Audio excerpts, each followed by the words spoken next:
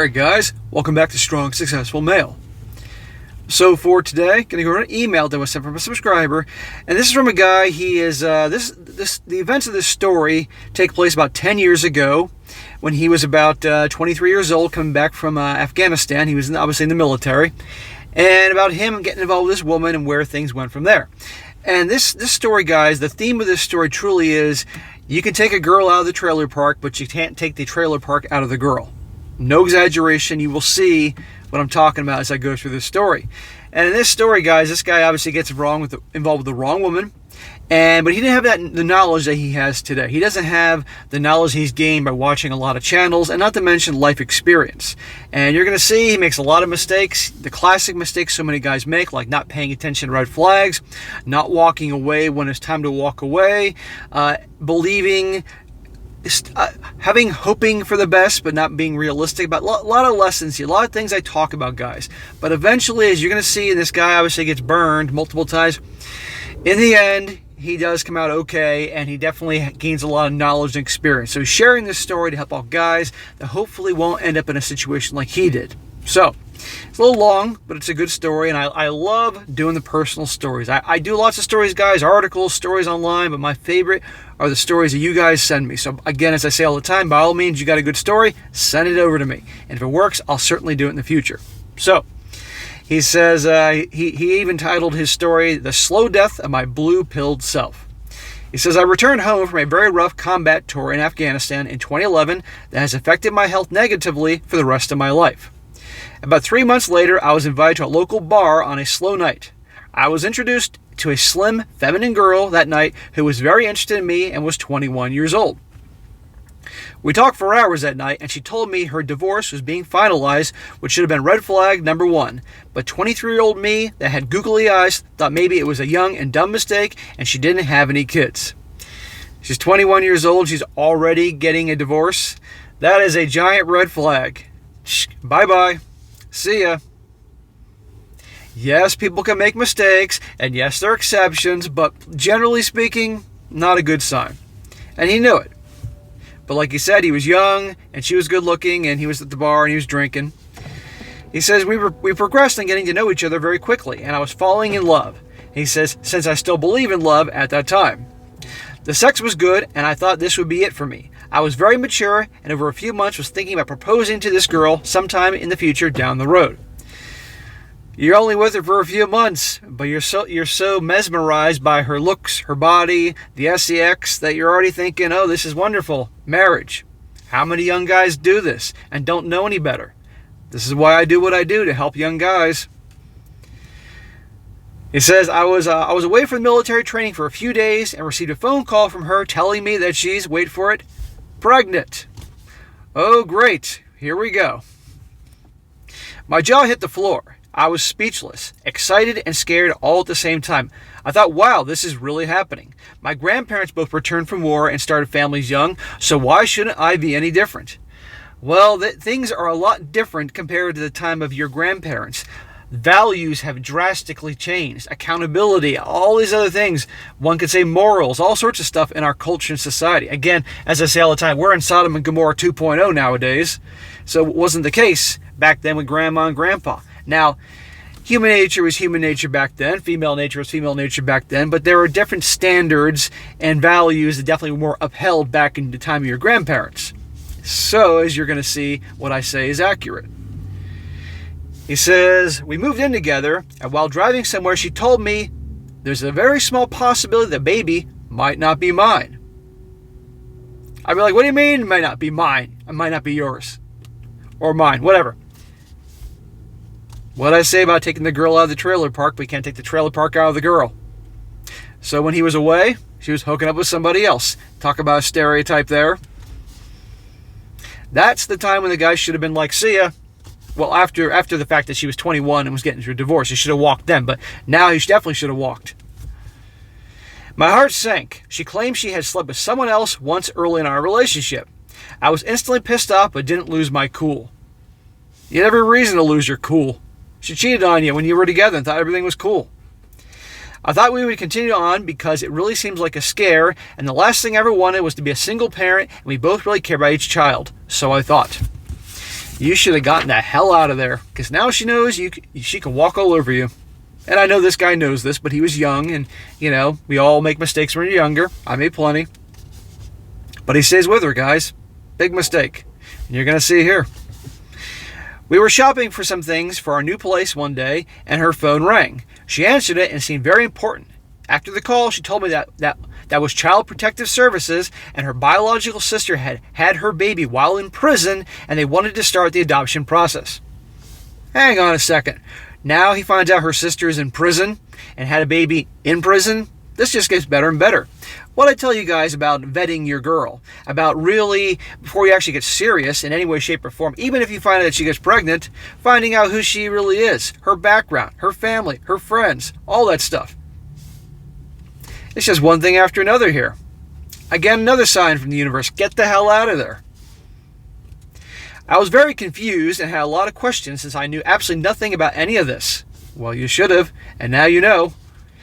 It turns out the woman that I was in love with and highly likely having a baby with was taken away from a drug-addicted mom, an S-word abused by an uncle, spent a couple years in foster homes, and completed high school at a youth center nearby. I wish you would have known that early on. A friend of mine's wife worked at this youth center during the time, and she knew this girl. So I started asking a lot of questions. Unfortunately, she's bound by law and non-disclosures to not tell me anything. She didn't, however, tell me she's a runner, meaning that she runs from her problems and, wait for it, accountability. Now, here's the thing. Let me just make this clear, guys. I know I interrupt a lot, but it's important I point these things out as I go over these stories and articles and all this. It's not a child's fault that they are born into a shitty family. It's not a child's fault of what their mother does, or their father does, or their uncle does, and have it eventually end up in things like foster care and all. It's not their fault, okay? Unfortunately, these kids, they come from these backgrounds, get really screwed up. It's not the kid's fault. But once they become adults, they then choose how to go about their life. Then it's on them. I've known people that grew up very bad family lives and were in foster care. But fortunately, were placed in good homes and had good role models and were distanced from their trashy families and were able to graduate high school, go to college, and do very well for themselves. It's rare, believe me, but it happens. But the odds are it usually doesn't go well when they have that kind of background. Just want to point that out. It can happen. People can get things together in spite of their past and their childhood, but it's very rare. This is why you got to really dig onto who you're getting involved with. They can go both ways. I got women that watch me. The same thing goes for a guy. The week of Christmas, she started acting distant and on her phone a lot. She told me she wasn't coming to my family's Christmas and wanted to take a break and go to her family's for a while. My gut told me this is not good. Trust your gut. But I didn't overreact and thought maybe it's a pregnancy hormones getting to her. About 2 days later, I called her and she told me she was in love with somebody else. It crushed me to say the least. I started wondering if this baby's really mine. Yeah, dude. The second she told you that it was a possibility that it wasn't your child, that's when I would have been gone. And then, okay, talk to a lawyer. And then demand, obviously, when the child is born, see what legal maneuvers you can do to get a paternity test just to make sure whether it's your kid or not, so you don't waste all this time and everything like that. But unfortunately, I think until the kid's born, you can't do anything, to my knowledge. And if you could, that could be kind of ugly. He says, who the hell bails on a good guy like myself that's providing and there's chemistry with? Well, guess what? Newsflash, nice guys get dumped. Nice guys get taken advantage of. And they always go back to the bad boy that they couldn't have. He says, we met at a restaurant so she could give me the key back to the place that we got together. Or should I say, I got for us. Strangely, she was there with another girl and a guy, and my baby mama was acting like a completely different person with a carefree attitude. I wasn't in the mood to take any shit from anyone and paid for my own food and told the waitress separate checks, and the others acted offended by that as I left. Well, why should you pay for them? But they were obviously looking for you to pay for them. While at the restaurant, I overheard a guy's name mentioned a few times. I decided to text her and ask if that was the guy that she said there was a possibility of being the father. She said no, and that I shouldn't be upset if I see them in public together. Yeah, like you want to believe anything she says. I asked, WTF is wrong with her? We might as well be on the Maury show, and that she lied to me about everything. Yeah, this sounds a lot like stuff you'd see on that type of show. A lot of things I cover are things that you'd see in those types of shows. Again, truth is stranger than fiction. I was invited to go to the first ultrasound and that she would pick me up. It was a very quiet and uncomfortable ride to the hospital. I wouldn't let her pick you up. I'd go there separately on the basis that you actually really think this could be your kid and you could be responsible for this kid. I wouldn't have anything to do with her at this point, dude, beyond just what you may potentially legally have to do down the road. It was a comfortable ride to the hospital. A female friend of hers met us there. This friend was the ex-sister-in-law of my friend's wife, so naturally she hated me without knowing me at all. The whole situation was awkward and uncomfortable since this is not how things should go. I was left out of everything from there on in, since I openly asked the doctor the estimated time of conception, since they can narrow it down to 1 to 3 days. There was little communication after that. I was so embarrassed and feeling the lowest I ever had in my life. I didn't want to be seen in public. I felt humiliated, stupid, and duped. Dude, you were young. I get you're feeling that way, and it's understandable, but you know what? You were young, you made a mistake, it is what it is. But fortunately, you will learn from this eventually. Lots of guys get into the same situation, so don't feel too bad. Don't beat yourself up too much. If you were in your 40s and doing this, that'd be a different ballgame because you should have known better, but you were very young. I was so angry at myself for not properly vetting this person. One of her friends approached me in public and told me how sorry she felt for me and told me that she scolded the baby mama about how rotten of a person she is for doing this to me. It was nice hearing that someone acknowledged what I was going through and that I was doing the right thing and got screwed over for no good reason. Oh, that's nice to hear. And you are obviously a good guy, and you did get screwed over because you were duped. But so many guys like you have been duped every day. Again, you can see why I'm saying this video is literally like you can take the girl out of the trailer park, but you can't take the trailer park out of the girl. And this is going to continue. This is a reoccurring theme in the story, guys. I decided to speak with an attorney, hallelujah, and find out what I could do. This was expensive, but it's what I need to do. In Iowa, and I think every other state, you have no rights before birth or after birth unless you are listed as the father on the birth certificate by the mother or have a court-ordered paternity test, which can't happen until after birth takes time. So I had a plan of action and simply had to wait. Well, I guarantee that was a hell of a long wait, wondering if this indeed is your child or not. Weeks before the estimated due date, I brought a voice recorder and recorded a couple phone conversations between the mother and I, thinking this somehow might help me later in the court battle, and that she didn't know what was going to happen. Well, before you record any conversations, make sure that's not illegal in your state. Some states recording a conversation on somebody's consent could get you busted. I was working nights and got off at 11 p.m. one night and checked my phone. I had a text from a friend about 9 p.m. telling me that my son was born about noon earlier that day. I raced to the hospital, which was 45 minutes away, and didn't tell anyone that I was coming. I called the attorney and left a voicemail that the baby was born in a file ASAP. I saw in a nursery that there were 2 babies. The nurses at the desk asked who I was, and I was blacklisted, and they couldn't tell me anything per HIPAA laws. They rolled up the only baby boy to the glass so I could to watch him through the glass because I think the nurses could tell that something doesn't smell right. I felt totally robbed. I noticed on the glass they had little paper cutouts with baby date of birth and the first name. His name is Tyler. Tyler also happens to be the name of the deadbeat the mother left me for. The guy that imprinted on her so much that she threw away her first marriage to go back to, and the guy she threw away a family with me for. So, mystery solved. Tyler is her chattered Tyrone. The guy, she got married once and ended that marriage to go back to this dude. And she's with this guy, the guy telling the story, and eventually dumped him to go back to this guy. This is how it works. There's always that guy. You think that she's ever going to change? You think she's ever going to stop going back to that guy? Nope. I drove home and received an angry text from the mother demanding I tell her who informed me the baby was born. I told her it didn't matter and she should have been the one to tell me. The court served her papers at work, thanks to me, so she could have the pleasure of her coworkers seeing that something fishy is going on. She called me screaming that day, telling me she couldn't believe that I brought this baby into the court system. Hey, you brought all of this on yourself, lady. It turns out I'm the father. I had to change the birth certificate, set up custody, child support, the whole 9 yards. Well, ordinarily I'd be like, oh shit, that sucks, but it sounds like this guy actually wanted this kid to be his, so okay, it is what it is. As years went by, I bought a house in the same town as her so I could be with my son more than a custody agreement. As soon as she found out that I was buying a house, she started acting strangely nice to me and tried to convince me to buy one slightly bigger. Imagine that. When in the history of the world has a woman wanted a guy to get a bigger house that she could obviously enjoy? Please, I hope this guy is not thinking about giving her a second chance and having her come move in with him. That would not be a very good idea. She thought she somehow had a stake in any of this. She wanted to try to work things out, and stupid me thought maybe this could work. Smack. There is no way it could possibly work with a woman like this ever, dude. I don't care how hot she is. Unfortunately, a lot of guys think this way. After a week of that, she bailed again. Imagine that.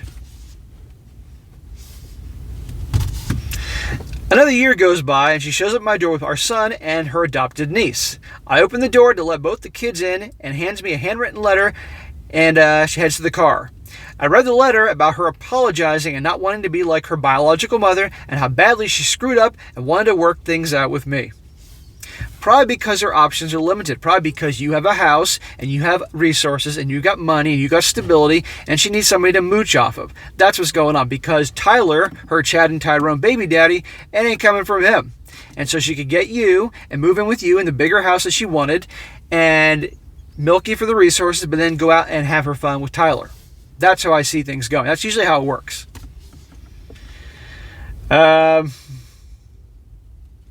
I was stunned, not knowing what the hell to think.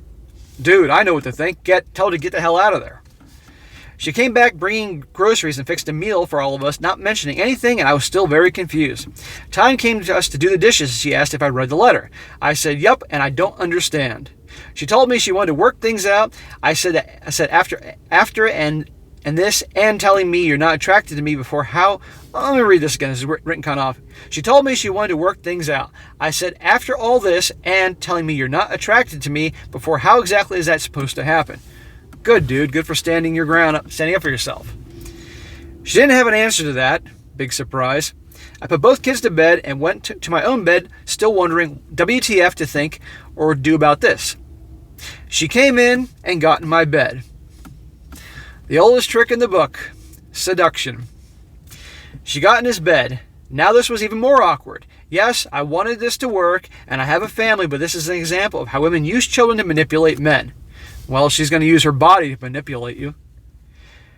She was moving around quietly and shoved me in the back. I said, "What? You're facing away from me." I rolled over, and there she was, naked on the other side of the bed.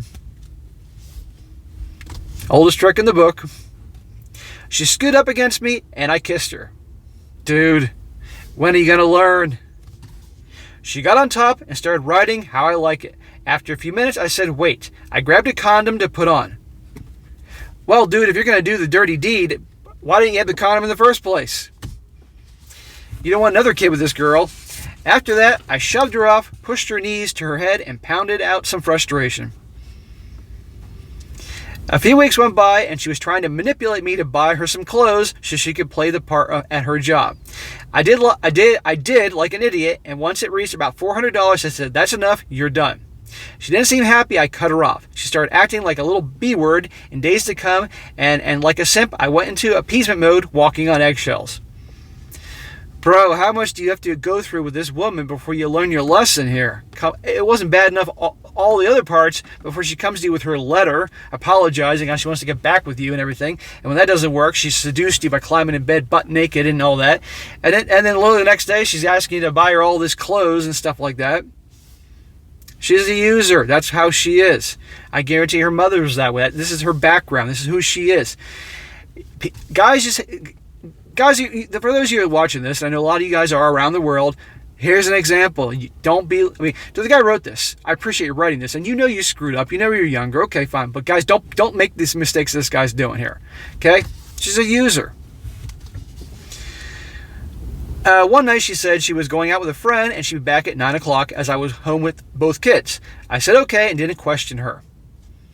9 o'clock came and went. I didn't say a word and went to bed. The next morning, she wasn't home and I had no messages or calls. I got the kids ready to go visit my mother and were there most of the day. I decided to text the friend she said she was going out with and haven't heard from her or seen her since she left the house. Her friend said that they had a few drinks and then left. We got home and I was giving the kids a bath when their mom got home. She came in the bedroom and told me how sorry she was and that she ended up at her apartment and didn't know how she got there. Alcohol, drugs, or just a flat out lie. She was out with Tyler. I didn't argue or lose my cool, but I said, is this what working things out is? Because it feels more like me being used to catch up on bills and do shady shit behind my back. After all, you only had sex with me once during this. She immediately yelled, all you ever think about is sex, and packed up her things and left. That's exactly what she was doing, and he knew it. His gut told him she's just using him to get caught up with bills and things like that. And when he was no longer useful, she's out of there. And she used sex to get her way and pulling at his heartstrings. Again, you can't take the girl out of the trailer park, but you can't take the trailer park out of the girl. Careful, guys. It says, to this day, I don't know what she did that night, but whatever it was disrespecting me. Dude, you bet your ass she was disrespecting you. She's probably out with Tyler again. Since then, she's been engaged to another guy, and I heard through the grapevine that she's cheated on him with the old faithful imprinted Chad named Tyler. Imagine that. She's with another guy because she's obviously still young enough that she can use her body and her sexuality to get her way, her looks. Found another sucker and is cheating on him. Once a cheater, always a cheater, and people don't change. And she's still with her Chad or Tyrone Tyler. We've had more arguments over custody in court costing me thousands. She even got married to a guy that's going to inherit a wealthy plumbing business, and I think he's a nice guy. I'm sure he isn't aware that she's just there for the money and a bailout plan. Well, maybe you ought to tell this guy. Lord knows that she's cheating with Chad, and I feel sorry for the guy. My son is 9 years old now, and he's asking a lot of questions in detail about the situation. It's very hard not to lie, but also keep it PG and not provoke him to hate his mom.